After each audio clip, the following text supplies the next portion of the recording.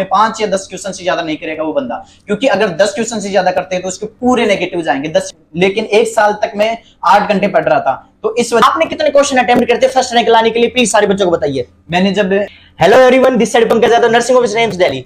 तो जैसा कि आप सब लोगों को पता है कि नोट सेट 5 का एग्जाम लग रहा है और इसके अलावा प्रिपरेशन आप एकदम अच्छे तरीके से कर ही रहे होंगे, as I expected from you. Then second important चीज आती है कि एक बार इस वीडियो के अंदर जिस टाइटल को आप पढ़कर आए हो कि एक बार all India first rank note set 2020 से पूछ लेते हैं कि कैसे आप इस जो नोट सेट 5 का पेपर लगने वाला है इसके अंदर क्रैक कर सकते हो, कैसी स्ट्रेटेजी बना सकते हो और इसके अलावा कितने क्वेश्चन अटेम्प्ट कर सकते हो। सारे क्वेश्चन इस वीडियो के अंदर मैं इंक्लूड करवाऊंगा और सारे प्रकाश सर आपको लाइव बताएंगे कि भाई जो भी आपके क्वेश्चंस और जो क्वेरीज है वो सारा सब कुछ आपको इस वीडियो के अंदर देखने को मिलेगा। वीडियो अच्छी लगे तो लाइक जरूर कर देना, चैनल को जरूर सब्सक्राइब करके जाना और इसके अलावा लेटेस्ट नोटिफिकेशन के लिए इंस्टाग्राम पे फॉलो कर सकते हो। बाकी हाँ, तो वीडियो को शुरू करते हैं और मैं प्रकाश सर से प्लीज रिक्वेस्ट करता हूं कि सारे बच्चों को एक बार बताइए कि जैसे आपने ऑल इंडिया फर्स्ट रैंक 2020 में लिया था नोट सेट में, तो आप ये सारे बच्चों को बताइए कि कैसे स्ट्रेटेजी बना सकते हैं। वैसे तो इन्होंने ऑलरेडी सारी बनाई रखी होगी और तैयारी कर रहे होंगे, लेकिन आप अपनी तरफ से प्लीज सारे बच्चों को सजेस्ट करें कि किस तरीके से तैयारी कर सकते हो और सिलेक्शन ले सकते हो नोट सेट 5 में।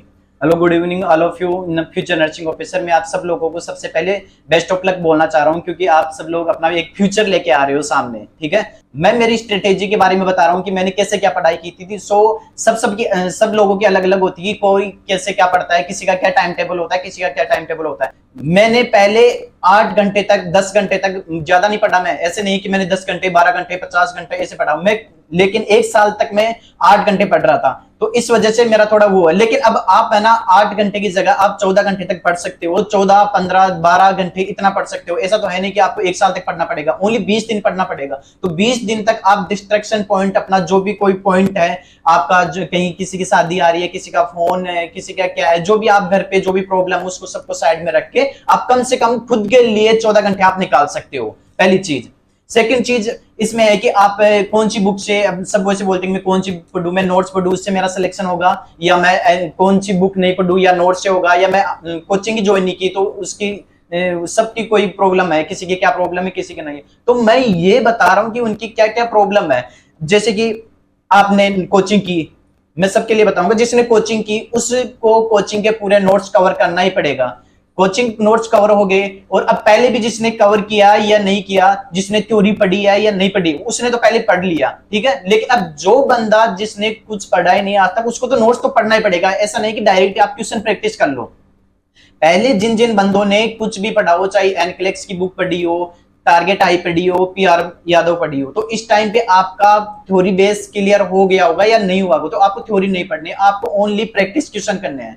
प्रैक्टिस क्वेश्चन ऐसे करने हैं कि आप एग्जाम के टाइम पे 3 घंटे का पेपर लो। आप जैसे कि 3-3 घंटे का पेपर शेड्यूल बना लो कि आज मुझे 3 घंटे में 200 क्वेश्चन ये क्लियर करने हैं, 3 घंटे में 200 क्वेश्चन ये क्लियर करने हैं। उसके अकॉर्डिंग आप अपना पेपर करो। ओके, तो मतलब कहने का मतलब ये है कि अगर आपको सिनेरियो बेस्ड क्वेश्चन तैयारी करनी है तो आपको अलग से पढ़ना है, और टारगेट हाई से आप वन लाइनर क्वेश्चन से मॉडरेट लेवल की जो प्री का पेपर लगने वाला है वो क्लियर हो सकता है। देखो क्या है कि ना, इस बार का जो पैटर्न है वो थोड़ा सा अलग है, थोड़ा सा डिफरेंट है, और इसके अलावा जो लास्ट ईयर से जितने भी पेपर नोट सेट के हुए थे वो थोड़े से डिफरेंट थे।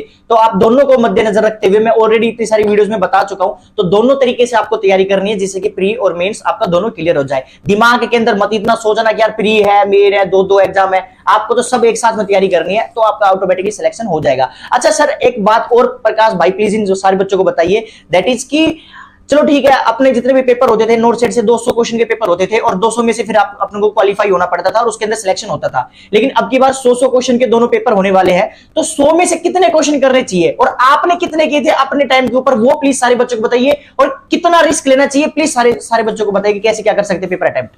आपका प्री का एग्जाम होगा 100 नंबर का। उसमें सबसे पहले मैं आपको ये बोलना चाह रहा हूं कि मैं मेंस की तो बात ही नहीं कर रहा। मेंस की तो आप जब सिलेक्ट होंगे ना तभी बात करेंगे हम, ठीक है। उससे पहले मैं मेंस की बात कर रहा हूं, ओनली मेंस की।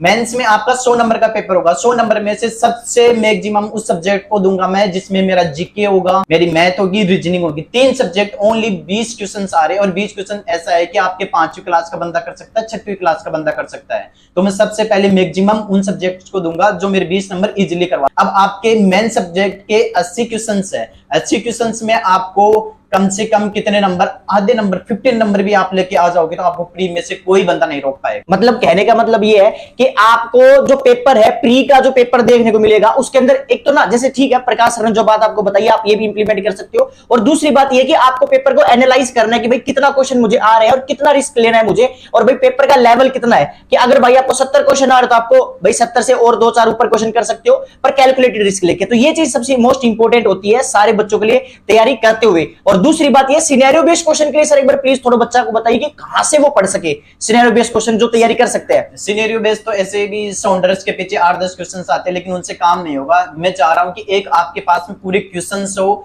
जैसे कि एनक्लेक्स साउंडर्स में ऐसे होता है कि कार्डियो का सिस्टम, उसमें 8-10 क्वेश्चन नहीं आते, तो 8-10 क्वेश्चन से काम नहीं चलेगा। तो आपको एक मोस्बी की बुक आएगी, वो बुक लेनी पड़ेगी, उसमें पूरे क्वेश्चंस आते हैं, तो आप उन क्वेश्चन से पढ़ोगे, क्योंकि उसमें हर टाइप के क्वेश्चन आते हैं। आपके प्रायोरिटीज वाइज आते हैं, सिनेरियो बेस्ड आते हैं, प्रैक्टिकल बेस्ड आते हैं, और इमेज बेस्ड क्वेश्चन भी उसमें खूब दे रखे हैं। तो आपको मेरे अकॉर्डिंग तो वो बेस्ट है, और बाकी के आपकी चॉइस। देखो मोस्बी की, टारगेट की, पीआर की, और जितने भी एनक्लेक्स की जो पीडीएफ है, अगर किसी ने तैयारी करनी है तो मैं टारगेट डेलियम सर्च मार लेना टेलीग्राम के ऊपर, मैंने वहां पे डाला हुआ है, सारी पीडीएफ डाली हुई है, आप वहां से डाउनलोड कर सकते हो, सब कुछ फ्री ऑफ कॉस्ट है। और दूसरी बात, सिनेरियो बेस्ड क्वेश्चन के लिए मुझे एक चीज और याद आ रही है कि जो मेडिकल साइंस में मेगा टेस्ट सीरीज डाल रखी है, संकल्प नाम की मेगा टेस्ट सीरीज डाल रखी है प्ले स्टोर के ऊपर, आप डाउनलोड कर सकते हो। Medical science only on 149 rupees के अंदर डाल रखी है, मैक्सिमम डाटा दिया मिनिमम प्राइस के अंदर। एक बार जरूर लेकर देखिए, सारा डाटा एकदम उस नोट सेट 5 के बेसिस के ऊपर है, 2000 से ज्यादा बच्चों ने ले रखी है, आप भी लेकर देखें।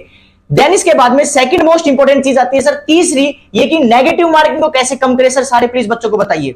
नेगेटिव मार्किंग को ऐसे कम करो कि जैसे कि आपके 100 क्वेश्चंस है, आपको जो क्वेश्चंस ऐसा लगे ना कि मुझे आ रहा है क्वेश्चन 100%, ऐसा नहीं कि 99%, आपको 100% आ रहे हैं, है ना, तो आपका फर्स्ट राउंड में आप कितने क्वेश्चन कर पाते हो, जैसे कि 40 क्वेश्चन कर पा रहे हो, 50 क्वेश्चन कर पा रहे हो, 60 क्वेश्चन। अगर जो बंदा 50 क्वेश्चन कर लिया, ठीक है, 50% क्वेश्चन कर लिया, मतलब कि 50 क्वेश्चन कर लिए, तो उसमें से उस बंदे को ज्यादा रिस्क नहीं लेनी चाहिए। ओनली 5 या 2 क्वेश्चंस के सेकंड राउंड में 5 या 10 क्वेश्चन से ज्यादा नहीं करेगा वो बंदा, क्योंकि अगर 10 क्वेश्चन से ज्यादा करते हैं तो उसके पूरे नेगेटिव जाएंगे। 10 से ऊपर जो भी आप जाओगे तो उसमें नेगेटिव होने की ज्यादा चांसेस होता है, क्योंकि फर्स्ट राउंड में जो बंदा 50 क्वेश्चन कर लेता है तो सेकंड में 50 क्वेश्चन में से 10 क्वेश्चन तो वो कर लेगा, इजीली कर लेगा, उसमें से 1-2 गलत हो सकते हैं उसके, मेरे अकॉर्डिंग, बाकी गलत नहीं होगा, उसका एवरेज आ जाएगा 58-57 का। अच्छा, बिल्कुल सही बात है। देखो मैं आज कुछ नहीं बोल रहा हूं, आज ये पूरा जो वीडियो है ये पूरी प्रकाश सर की ही गाइडेंस चलेगी। मैं तो हर बार अपनी वीडियोस के अंदर बताते रहता हूं, लेकिन एक बार आप इनकी बात अच्छे से ध्यान से रखना, क्योंकि भाई खुद की फर्स्ट रैंक आई है तो एक बार आपका भी काफी ज्यादा हेल्प मिलेगी इस पूरी वीडियो के अंदर। देन इसके बाद में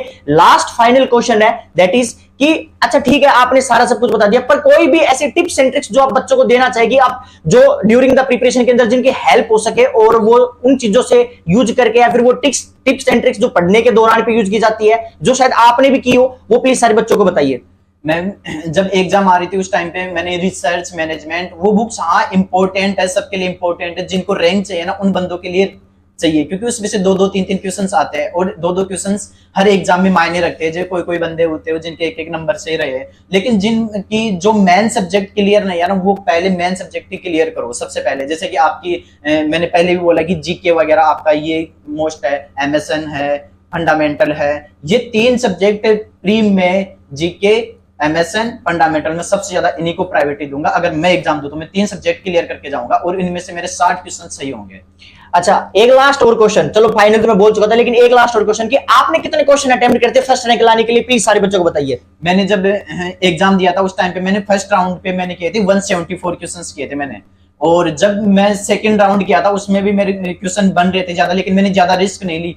174 करने के बाद में मैं ओनली 11 क्वेश्चंस का रिस्क लिया था, तो मैंने 185 के समथिंग क्वेश्चन किए थे, 185 क्वेश्चन किए थे। मतलब 185 क्वेश्चन के ऊपर इनकी ऑल इंडिया फर्स्ट रैंक आई थी। अब आप ध्यान से सुन लेना, आपको कितने करने हैं आप समझ गए होंगे, और किस हिसाब से करना है, कितना रिस्क लेना है। तो यही सारा सब कुछ था, एक छोटी सी वीडियो थी जो आपको नोट सेट 5 के अंदर हेल्प कर पाएगी। मैंने कोशिश की है, प्रकाश ने कोशिश की है कि आपको प्रॉपर गाइड करने की, और फिर भी किसी के डाउट रह जाते हैं तो आप कमेंट करके बता सकते हो। कोई फाइनल मैसेज बोलना चाहो प्लीज बच्चों को। लास्ट में मैं ये बोलना चाह रहा हूँ कि अगर मैंने 185 किया तो आप ऐसे मत सोचना कि प्रकाश सर ने 185 किया था फर्स्ट रैंक आई थी तो अब अपने को भी 185 तक जाना है, बिल्कुल नहीं है। जिस अभी देखा ना आपने 2023 में कितनी गई थी बताना, कितनी गई थी? 126 के आसपास गई थी। हाँ, तो फर्स्ट रैंक इतने नंबरों पे जा रही है अब, तो आप पेपर का बेस देखना, उसके अकॉर्डिंग करना। मेरा पेपर इतना इजी आया था, क्वेश्चन भी 2-2 3-3 बार रिपीट हुए थे तो ऐसे मत सोचना।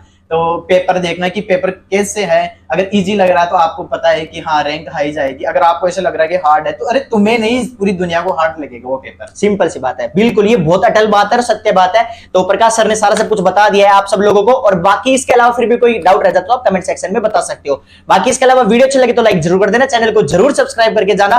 बाकी मिलते हैं नेक्स्ट मोटिवेशनल वीडियो में, तब तक के लिए खुश रहे, माँ बाप का नाम रोशन करते रहे, और जय हिंद, जय भारत और जय भोलेनाथ।